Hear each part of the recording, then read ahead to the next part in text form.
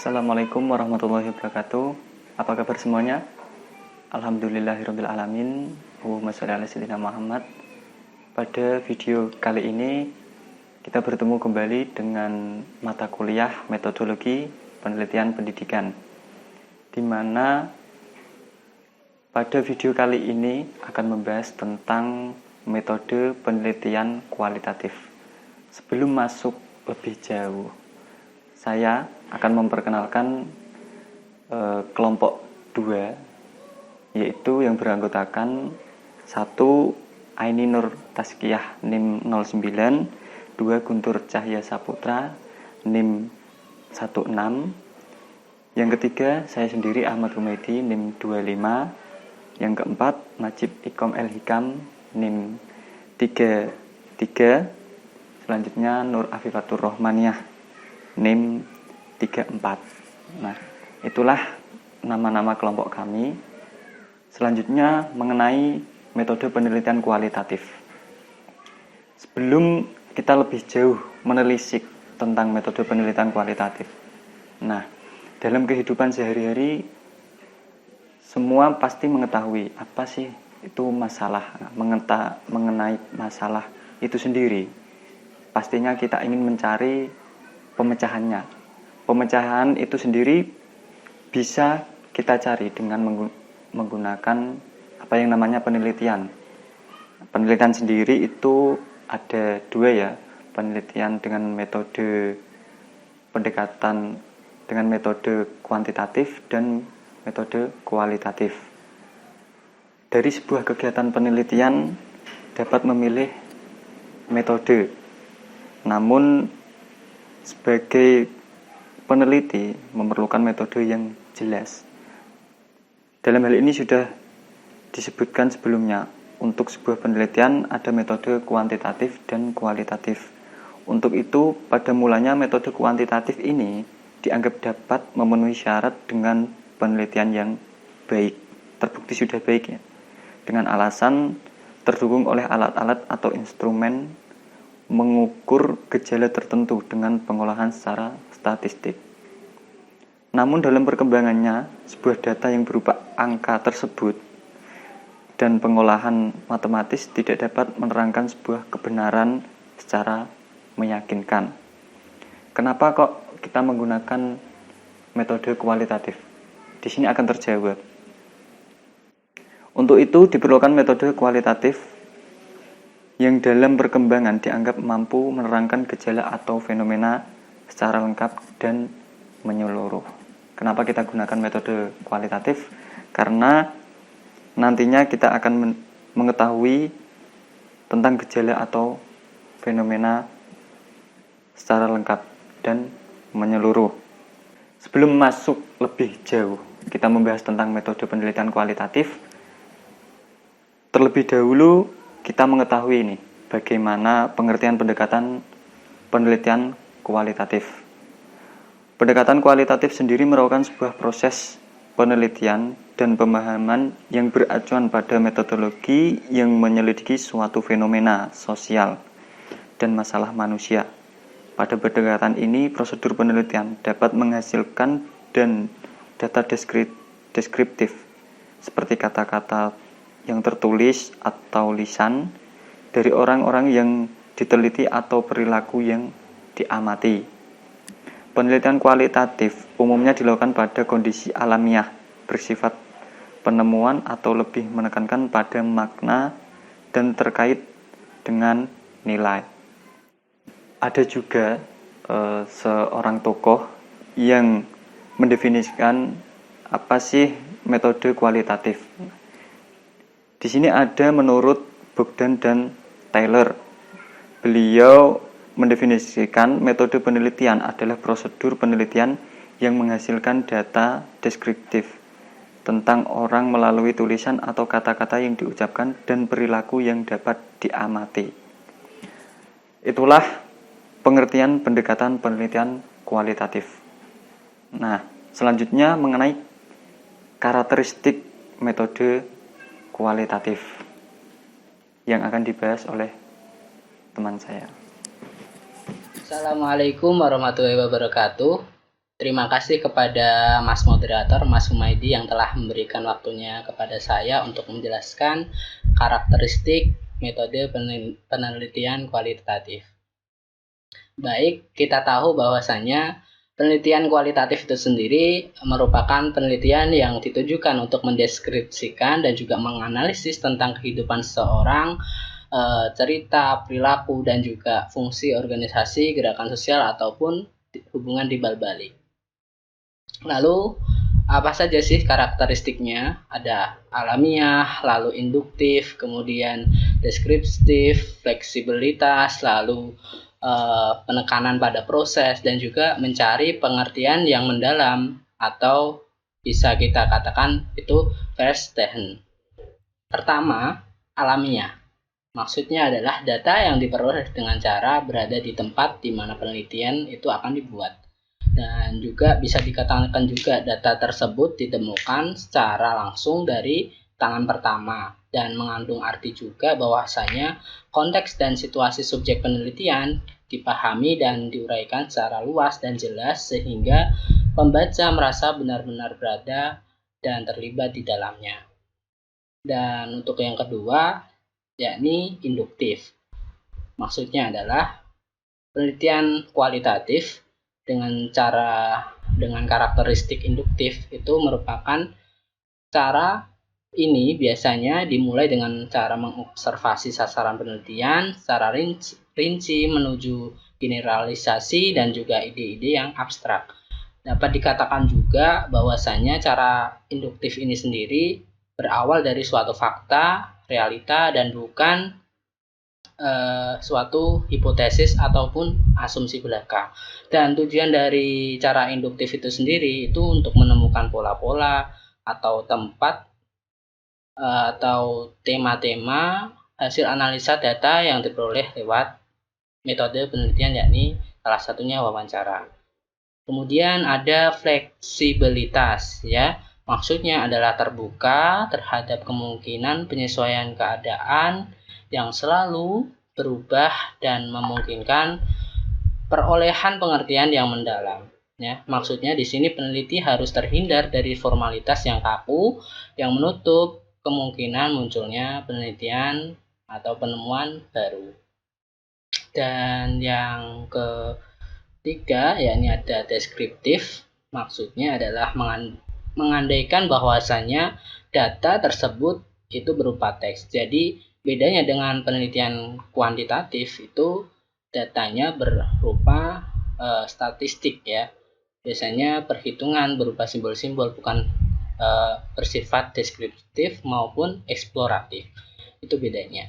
Dan deskriptif sendiri itu untuk menangkap arti yang terdalam, tidak mungkin diperoleh hanya dalam bentuk angka, ya, karena angka itu sendiri hanyalah simbol, di mana simbol itu karakteristik dari penelitian kuantitatif.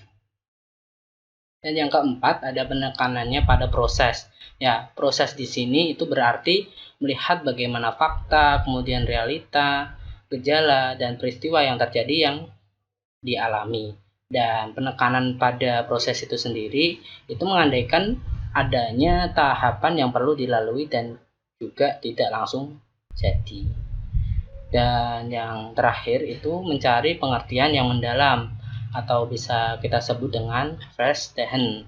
Metode ini itu hendak mempelajari bahwasanya manusia atau orang itu pengen mengerti tentang sesuatu. Nah, jadi pada prinsipnya itu manusia selalu mengungkapkan dirinya dalam bentuk simbol, ya.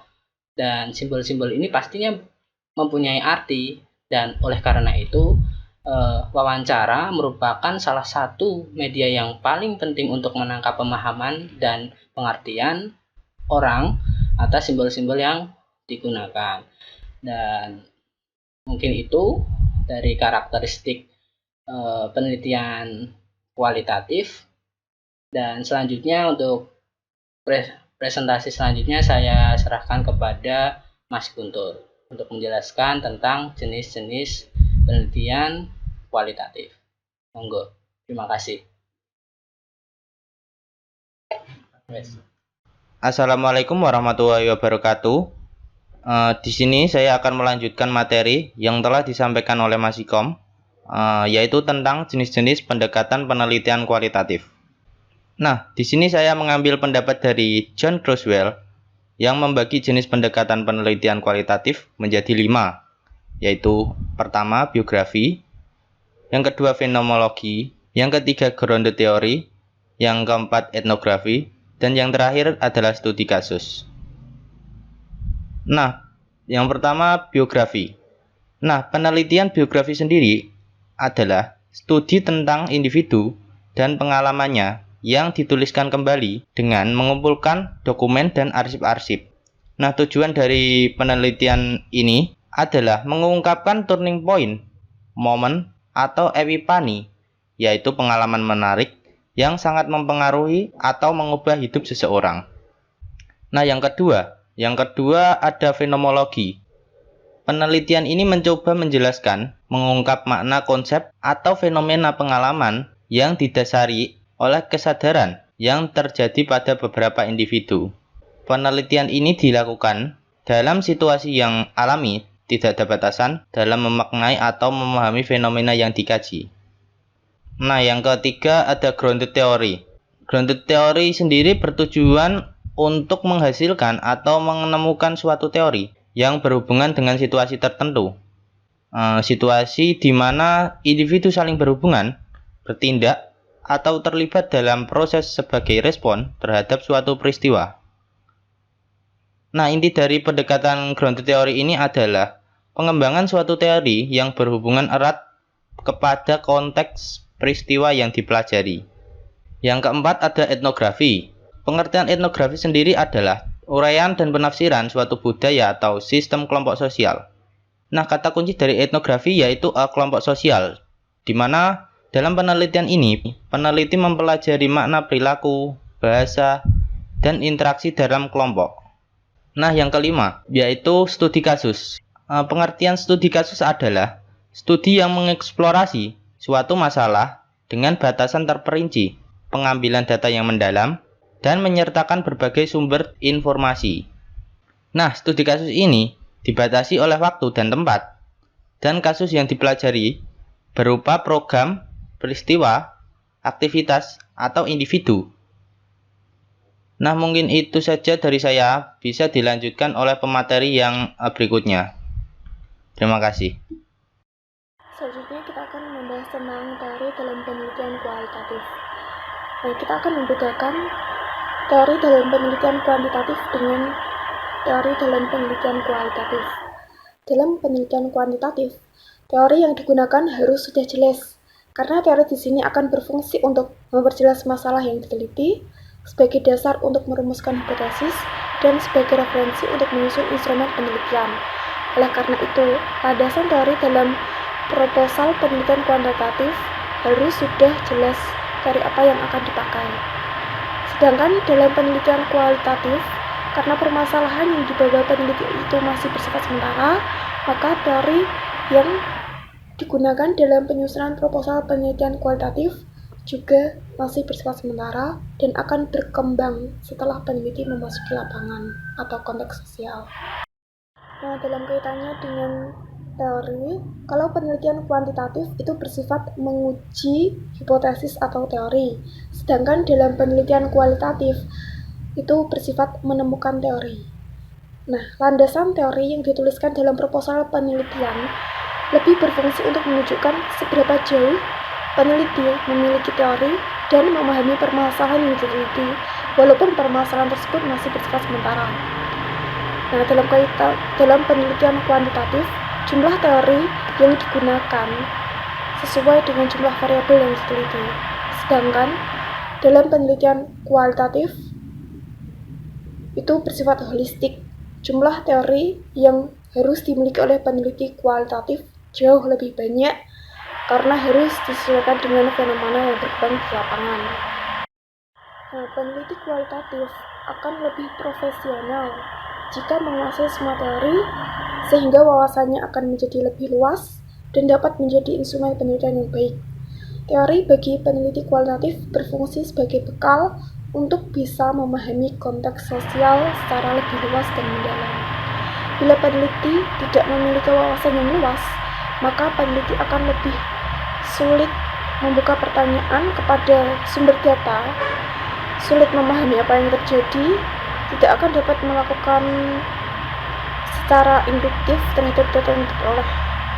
Misal, seorang peneliti bidang manajemen akan merasa sulit untuk mendapatkan data tentang kesehatan, karena untuk bertanya saja mereka akan mengalami kesulitan. Nah, contoh lagi, peneliti yang berlatar belakang pendidikan akan sulit untuk memahami bidang antropologi. Peneliti kualitatif terus bersifat perspektif emik, artinya memperoleh data bukan sebagaimana seharusnya, bukan berdasarkan apa yang dipikirkan oleh peneliti, tetapi berdasarkan sebagaimana adanya yang terjadi di lapangan, yang dialami, dirasakan, dan dipikirkan oleh partisipan atau sumber data. Nah, oleh karena itu, penelitian kualitatif jauh lebih sulit dari penelitian kuantitatif, karena peneliti kualitatif harus berbekal teori yang luas dan mampu menjadi human instrument yang baik. Nah, selanjutnya ada metode pengumpulan data dalam penelitian kualitatif. Ada 4 metode, yaitu wawancara, observasi, dokumen, dan FGD. Yang pertama, wawancara. Wawancara merupakan alat rejecting atau pembuktian terhadap informasi yang diperoleh sebelumnya. Teknik wawancara yang digunakan dalam penelitian kualitatif adalah wawancara mendalam. Wawancara mendalam adalah proses memperoleh keterangan untuk tujuan penelitian dengan cara tanya jawab sambil bertatap muka antara pewawancara dengan narasumber. Dalam mencari informasi, peneliti melakukan 2 jenis wawancara, yaitu autoanamnesa, wawancara yang dilakukan dengan subjek atau responden, dan alloanamnesa, wawancara dengan keluarga responden. Yang kedua ada observasi. Beberapa informasi yang diperoleh dari hasil observasi adalah ruang atau tempat, pelaku, kegiatan, objek, perbuatan, waktu, dan perasaan. Macam-macam bentuk observasi yang dapat digunakan dalam penelitian kualitatif itu ada 3. Yang pertama, observasi partisipasi. Yang kedua, observasi tidak terstruktur. Yang ketiga, observasi kelompok tidak terstruktur. Nah, metode yang ketiga itu ada dokumen. Sejumlah besar fakta dan data tersimpan dalam bahan yang berbentuk dokumentasi. Sebagian besar data tersedia dalam bentuk surat-surat, catatan harian, laporan, artefak, foto, dan sebagainya. Sifat utama data ini tak terbatas pada ruang dan waktu, memberi peluang kepada peneliti untuk mengetahui hal-hal yang pernah terjadi di waktu silam. Nah, yang keempat ada FGD, Focus Group Discussion atau FGD, adalah teknik pengumpulan data yang umumnya dilakukan pada penelitian kualitatif dengan tujuan menemukan makna sebuah tema menurut pemahaman sebuah kelompok. Teknik ini digunakan untuk mengungkapkan pemaknaan dari suatu kelompok berdasarkan hasil diskusi yang terpusat pada suatu permasalahan tertentu. Selanjutnya adalah tahap-tahap penelitian kualitatif. Dalam penelitian kualitatif terdapat 3 tahapan. Yang pertama adalah tahap pralapangan, kedua tahap pekerjaan lapangan, ketiga tahap analisis data. Yang pertama, tahap pralapangan. Dalam tahap ini ada 6 poin atau 6 langkah yang harus dilakukan. Yang pertama, menyusun rancangan penelitian. Rancangan penelitian tersusun dari berbagai metode dan teknik penelitian. Maka, peneliti harus mengetahui dan memahami berbagai metode dan teknik penelitian tersebut. Kedua, penentuan lapangan penelitian. Peneliti ketika melakukan penelitian, ia harus fokus mempelajari dan memahami rumusan masalah penelitian. Maka, peneliti memilih dan terjun langsung ke lapangan untuk melihat kesesuaian antara yang akan diteliti dengan kenyataan di lapangan. Yang ketiga, mengurus perizinan. Demi memperlancar penelitian yang akan dilakukan, Peneliti perlu mengurus perizinan kepada pihak terkait dan membawa persyaratan-persyaratan yang diperlukan dalam perizinan tersebut. Keempat, menjajaki dan menilai lapangan. Langkah ini bertujuan untuk mengecek apakah lapangan sesuai dengan rumusan masalah yang diteliti. Yang kelima, memilih dan memanfaatkan informan. Dalam memilih informan, orang tersebut harus jujur, taat pada janji, patuh pada peraturan, suka berbicara, dan memiliki pandangan tertentu tentang peristiwa yang sedang terjadi. Informan dimanfaatkan untuk berbicara, bertukar pikiran, atau membandingkan suatu kejadian yang ditemukan dari subjek lainnya. Yang keenam, menyiapkan perlengkapan penelitian. Peneliti hendaknya menyiapkan segala macam perlengkapan untuk proses penelitian. Misalnya mempersiapkan perlengkapan pengumpulan data, seperti alat tulis, video, foto, kartu, map, dan perlengkapan yang lainnya. Yang terpenting adalah rancangan biaya, karena tanpa biaya, penelitian tidak akan terlaksana. Misal biaya transportasi. Lokasi peneliti dengan lokasi lapangan, misal memiliki jarak yang cukup jauh, maka peneliti kan memerlukan transportasi. Transportasi juga memerlukan biaya. Jadi, biaya harus dipertimbangkan dalam penelitian. Selanjutnya, tahap yang kedua adalah tahap pekerjaan lapangan. Untuk masuk ke tahap kedua ini, peneliti harus memahami serta mengetahui latar penelitian. Dalam pembatasan latar, itu ada dua latar, yakni latar terbuka dan latar tertutup.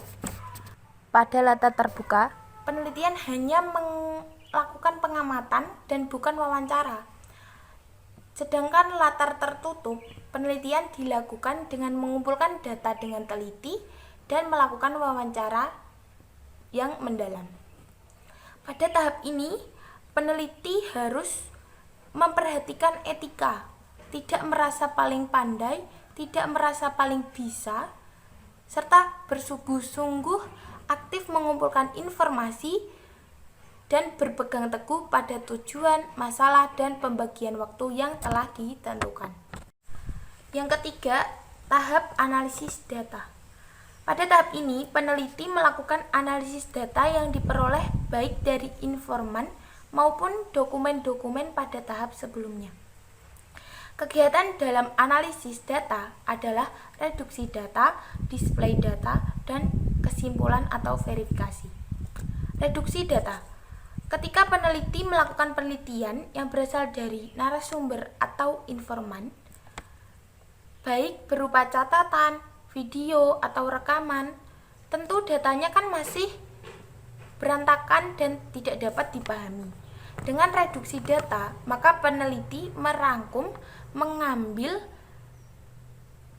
data yang pokok dan penting, membuat kategorisasi berdasarkan huruf besar, huruf kecil, dan angka. Tujuan utama penelitian kualitatif kan pada temuan yang baru atau yang belum pernah ada. Misal peneliti menemui segala sesuatu yang asing, tidak dikenal, belum memiliki pola. Inilah yang harus dijadikan fokus peneliti dalam reduksi data. Setelah melakukan reduksi data, selanjutnya adalah display data atau penyajian data. Dalam penelitian kualitatif, penyajian data bisa dilakukan dalam bentuk uraian singkat, bagan, hubungan antar kategori, flowchart, dan sejenisnya. Dalam penelitian kualitatif yang paling sering digunakan adalah teks yang bersifat naratif. Dengan mendisplay, maka akan mempermudah untuk memahami apa yang terjadi dan peneliti dapat merencanakan kerja selanjutnya berdasarkan apa yang telah dipahami. Kegiatan selanjutnya adalah menyimpulkan atau memverifikasi. Kesimpulan dalam penelitian kualitatif merupakan temuan yang baru yang sebelumnya belum pernah ada. Temuan dapat berupa deskripsi atau gambaran suatu objek yang sebelumnya masih remang-remang atau gelap, sehingga setelah diteliti menjadi jelas, dapat berupa hubungan kausal atau interaktif, hipotesis, atau teori. Dan kesimpulan ini mungkin dapat menjawab rumusan masalah yang dirumuskan sejak awal, tetapi mungkin juga tidak, karena seperti yang dikemukakan bahwa masalah dan rumusan masalah dalam penelitian kualitatif masih bersifat sementara dan akan berkembang setelah penelitian berada di lapangan. Yang selanjutnya, yang terakhir, ini ada contoh masalah yang dipecahkan dengan metode penelitian kualitatif. Rancangan penelitian kualitatif diibaratkan oleh Bogdan seperti orang mau piknik, sehingga ia harus tahu tempat yang akan dituju meskipun belum tahu pasti apa yang ada di tempat itu. Ia akan tahu setelah memasuki objek dengan cara membaca informasi-informasi tertulis, gambar-gambar, berpikir dan melihat objek dan aktivitas orang yang ada di sekelilingnya, melakukan wawancara dan sebagainya. Berdasarkan ilustrasi tersebut, dapat dikemukakan bahwa walaupun peneliti kualitatif belum memiliki masalah atau keinginan yang jelas, tetapi dapat memasuki objek atau lapangan. Dan ini ada contoh masalah dalam dunia matematika yang akan dipecahkan dengan metode penelitian kualitatif, yaitu masalahnya hubungan ilmu matematika dengan konstruksi bangunan Lawang Sewu, mengenai bentuknya dan sekilas dari sejarahnya. Nah, yang rumusan masalahnya itu bagaimana sejarah dan bentuk bangunan Lawang Sewu ditinjau dari sudut pandang geometri. Tujuan penelitian untuk mengetahui sejarah dan bentuk Lawang Sewu yang ditinjau dari sudut pandang geometri. Nah, metode penelitian yang digunakan yaitu metode penelitian kualitatif dan pendekatan deskriptif. Metode pengumpulan datanya itu metode wawancara dan dokumentasi atau observasi. Hasil penelitiannya, Lawang Sewu merupakan bangunan bersejarah dengan unsur geometri ruang yang menakjubkan. Bangunan Lawang Sewu memiliki beberapa bagian dengan bentuk dan ciri khas masing-masing. Lawang Sewu terdiri dari 6 bangunan, yaitu gedung A, gedung B dengan lantai 3 yang memiliki bentuk bangun ruang prisma segitiga, gedung C atapnya berbentuk prisma trapesium dengan puncak prisma segitiga, gedung D beratap limas, dan gedung E yang berbentuk balok serta ruang pompa yang berbentuk prisma segi 8. Oke, terima kasih. Terima kasih. Itulah presentasi dari kami kelompok 2. Jika ada kekurangan, kesalahan, mohon dimaklumi ya. Sekian dari kami kelompok 2. Wassalamualaikum warahmatullahi wabarakatuh.